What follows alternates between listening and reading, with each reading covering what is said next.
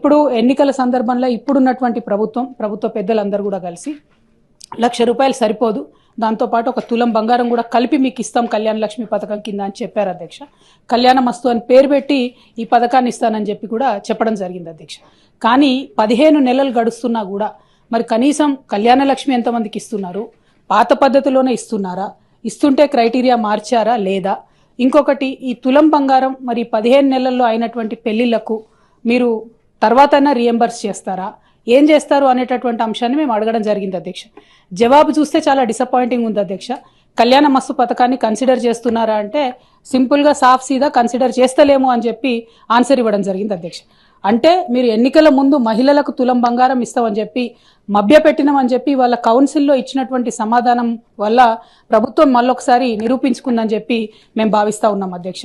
మరి ఇట్లాంటప్పుడు మీరు ఇక మిగతా హామీలను మహిళలకు ఇచ్చినటువంటివి అది 2,500 కావచ్చు, ఇంకోటి కావచ్చు, వాటి పట్ల కూడా మరి కనీసం ఏం ఫోకస్ చేస్తలేరా, ఆ విషయాన్ని కూడా ప్రభుత్వం దయచేసి చెప్పవలసిందిగా నేను డిమాండ్ చేస్తున్నా అధ్యక్ష.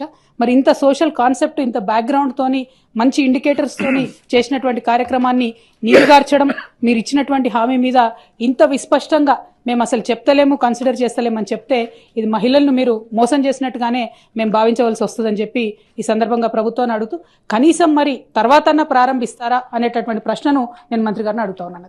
గౌరవ సభ్యురాలు అడిగినటువంటి ప్రశ్నకు ఏ లేదండి, బి ఆ ప్రశ్న ఉత్పన్నం కాదు, సి ఆ ప్రశ్న ఉత్పన్నం కాదండి.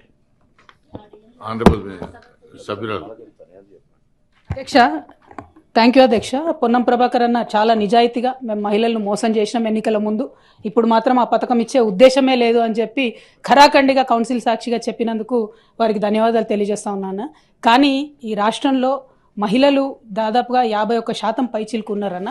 మహిళలు మీరు చేసినటువంటి మోసాన్ని గమనిస్తున్నారు. ఖచ్చితంగా సమయం వచ్చినప్పుడు మాత్రం వారు జవాబు చెప్తారని చెప్పి చెప్పక తప్పదు అధ్యక్ష. ఎందుకంటే ఇంత మొహమాటం లేకుండా మేము ఎన్నికల వాగ్దానాన్ని చేయమని చెప్తున్నారు ప్రభుత్వానికి.